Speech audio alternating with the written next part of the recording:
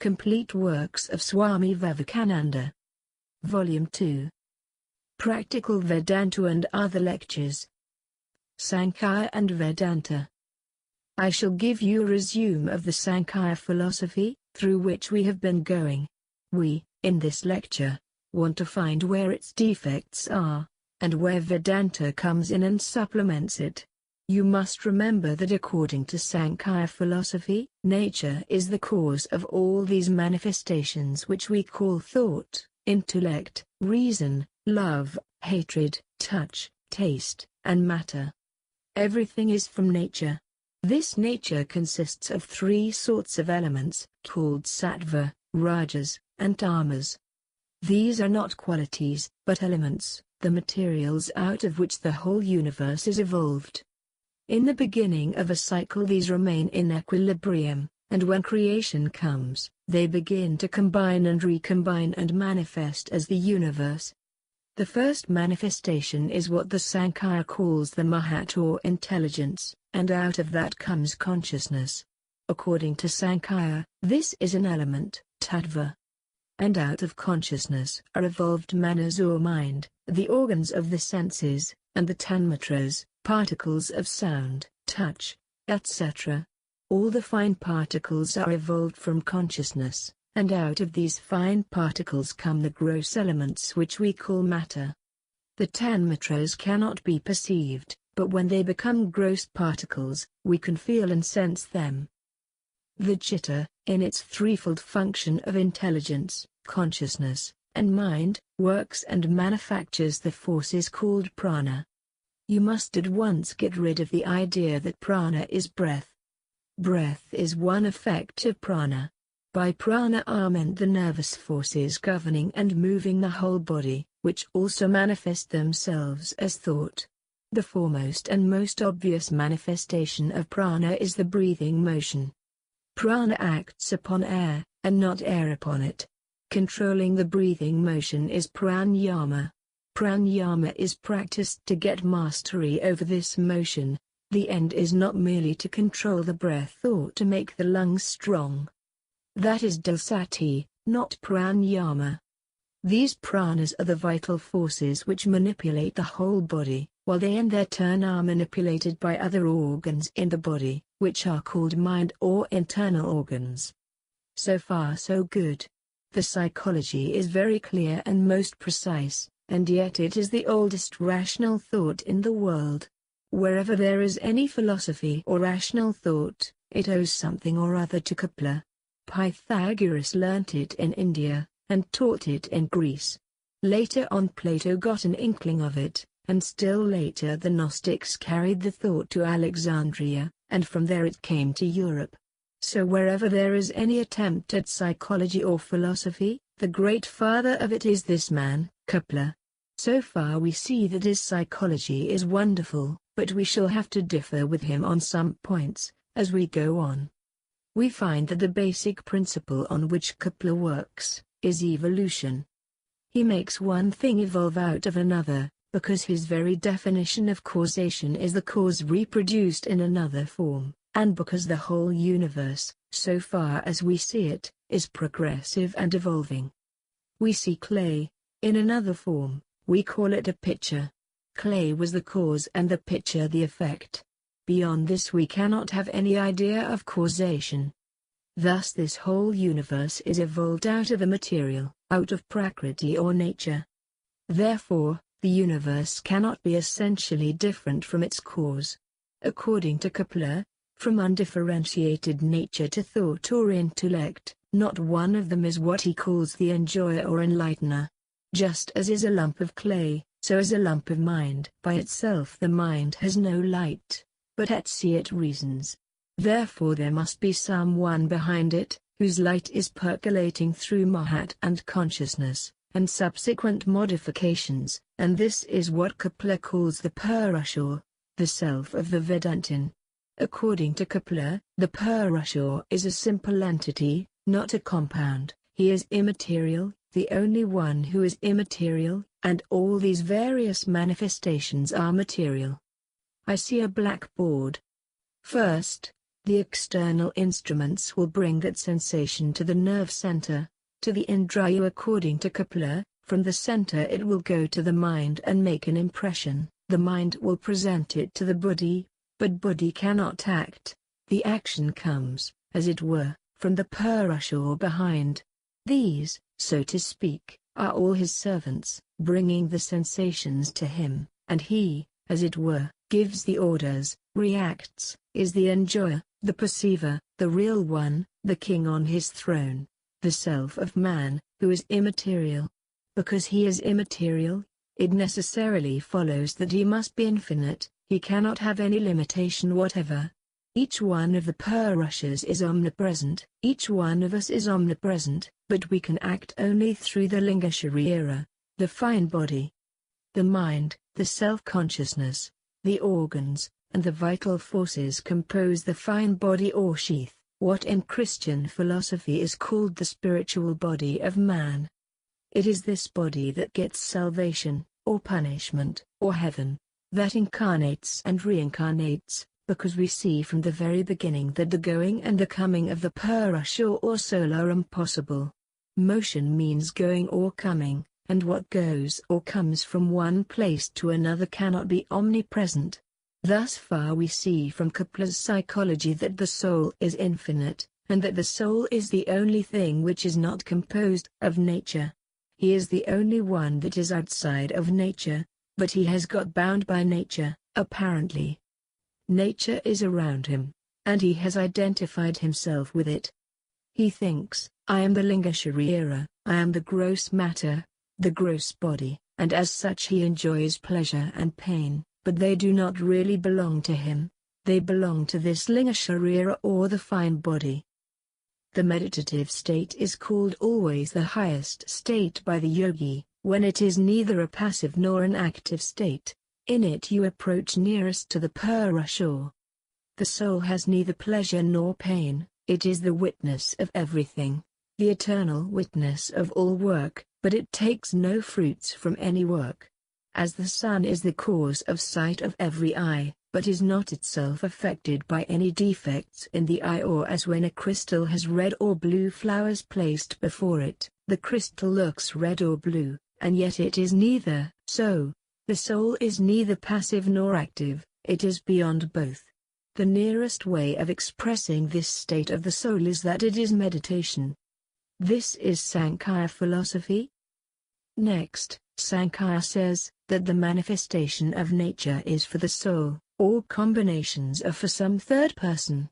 The combinations which you call nature, these constant changes are going on for the enjoyment of the soul, for its liberation, that it may gain all this experience from the lowest to the highest. When it has gained it, the soul finds it was never in nature, that it was entirely separate, that it is indestructible, that it cannot go and come, that going to heaven and being born again were in nature, and not in the soul. Thus the soul becomes free. All nature is working for the enjoyment and experience of the soul. It is getting this experience in order to reach the goal, and that goal is freedom.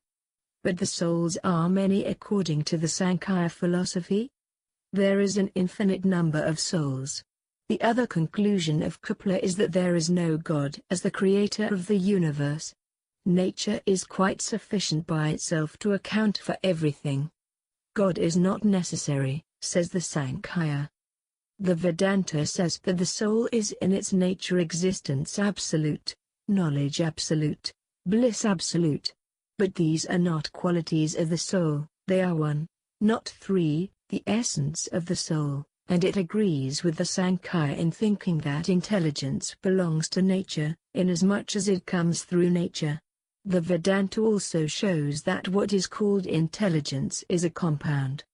For instance, let us examine our perceptions. I see a blackboard. How does the knowledge come?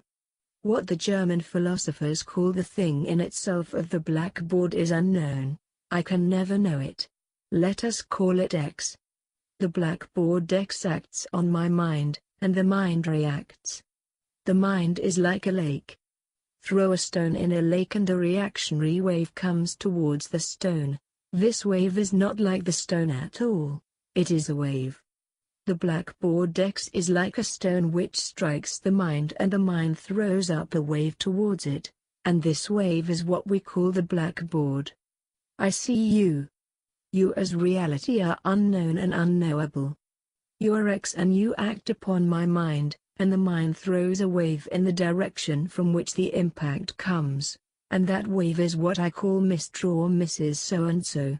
There are two elements in the perception, one coming from outside and the other from inside, and the combination of these two, X plus mind, is our external universe.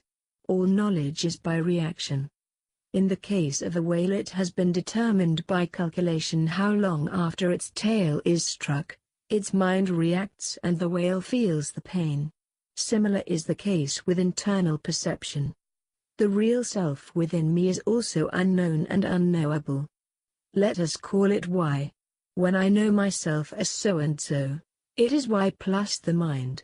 That Y strikes a blow under mind. So our whole world is X plus mind, external, and Y plus mind, internal, X and Y standing for the thing in itself behind the external and the internal worlds, respectively. According to Vedanta, the three fundamental factors of consciousness are, I exist, I know, and I am blessed. The idea that I have no want, that I am restful, peaceful, that nothing can disturb me, which comes from time to time, is the central fact of our being, the basic principle of our life, and when it becomes limited, and becomes a compound, it manifests itself as existence phenomenal, knowledge phenomenal, and love. Every man exists, and every man must know, and every man is mad for love. He cannot help loving. Through all existence, from the lowest to the highest, all must love. The why, the internal thing in itself, which, combining with mind, manufactures existence, knowledge, and love, is called by the Vedantists existence absolute, knowledge absolute, bliss absolute. That real existence is limitless, unmixed, uncombined, knows no change, is the free soul. When it gets mixed up, muddled up, as it were, with the mind, it becomes what we call individual existence. It is plant life, animal life, human life, just as universal space is cut off in a room, in a jar, and so on. And that real knowledge is not what we know, not intuition, nor reason, nor instinct. When that degenerates and is confused, we call it intuition. When it degenerates more, we call it reason, and when it degenerates still more, we call it instinct. That knowledge itself is vijnana, neither intuition, nor reason nor instinct. The nearest expression for it is all-knowingness. There is no limit to it, no combination in it. That bliss, when it gets clouded over, we call love, attraction for gross bodies or fine bodies, or for ideas. This is only a distorted manifestation of that blessedness. Absolute existence, absolute knowledge, and absolute blessedness are not qualities of the soul, but the essence. There is no difference between them and the soul. And the three are one. We see the one thing in three different aspects. They are beyond all relative knowledge. That eternal knowledge of the self percolating through the brain of man becomes his intuition, reason, and so on. Its manifestation varies according to the medium through which it shines. As soul, there is no difference between man and the lowest animal, only the latter's brain is less developed and the manifestation through it, which we call instinct, is very dull. In a man the brain is much finer, so the manifestation is much clearer, and in the highest man it becomes entirely clear. So with existence, the existence which we know, the limited sphere of existence, is simply a reflection of that real existence which is the nature of the soul. So with bliss, that which we call love or attraction is but the rejection of the eternal blessedness of the self. With manifestation comes limitation, but the unmanifested, the essential nature of the soul, is unlimited. To that blessedness there is no limit. but in love there is limitation. I love you one day, I hate you the next. My love increases one day and decreases the next, because it is only a manifestation. The first point we will contend with Kapila is his idea of God. Just as the series of modifications of Prakriti, beginning with the individual intellect and ending with the individual body, require a Purusha behind, as the ruler and governor, so, in the cosmos, the universal intellect, the universal egoism, the universal mind, all universal fine and gross materials, must have a ruler and governor. How will the cosmic series become complete without the universal Purusha behind them all as the ruler and governor? If you deny universal Purusha behind the cosmic series, we deny your Purusha behind the individual series. If it be true that behind the series of graded, evolved individual manifestations, there stands one that is beyond them all, the Purusha who is not composed of matter, the very same logic will apply to the case of universal manifestations. This universal self which is beyond the universal modifications of Prakriti is what is called Ishwara, the supreme ruler, God. Now comes the more important point of difference. Can there be more than one Purusha? The Purusha, we have seen, is omnipresent and infinite. The omnipresent, the infinite, cannot be two. If there are two infinites A and B, the infinite A would limit the infinite B, because the infinite B is not the infinite A, and the infinite A is not the infinite B. Difference in identity means exclusion, and exclusion means limitation. Therefore, A and B, limiting each other, cease to be infinites. Hence, there can be but one infinite, that is, one Purusha. Now we will take up our X and Y and show they are one. We have shown how what we call the external world is X plus mind, and the internal world Y plus mind. X and Y are both quantities unknown and unknowable. All difference is due to time, space, and causation. These are the constituent elements of the mind. No mentality is possible without them. You can never think without time. You can never imagine anything without space, and you can never have anything without causation. These are the forms of the mind. Take them away, and the mind itself does not exist. All difference is, therefore, due to the mind. According to Vedanta, it is the mind, its forms, that have limited X and Y apparently and made them appear as external and internal worlds. But X and Y, being both beyond the mind, are without difference and hence one. We cannot attribute any quality to them, because qualities are born of the mind. That which is qualityless must be one. X is without qualities, it only takes qualities of the mind, so does Y. Therefore these X and Y are one. The whole universe is one. There is only one self in the universe, only one existence, and that one existence, when it passes through the forms of time, space, and causation, is called by different names: buddhi, fine matter, gross matter, all mental and physical forms. Everything in the universe is that one, appearing in various forms.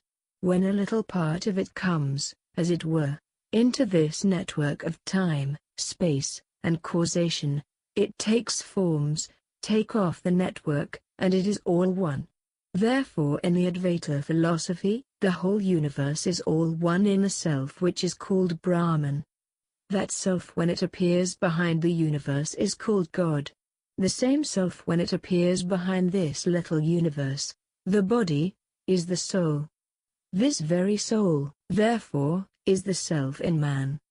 There is only one Purusha, the Brahman of the Vedanta. God and man, analyzed, are one in it. The universe is you yourself, the unbroken you. You are throughout the universe. In all hands you work, through all mouths you eat, through all nostrils you breathe, through all minds you think. The whole universe is you, the universe is your body, you are the universe both formed and unformed. you are the soul of the universe and its body also. You are God, you are the angels, you are man, you are animals, you are the plants, you are the minerals, you are everything, the manifestation of everything is you. Whatever exists is you. You are the infinite. The infinite cannot be divided.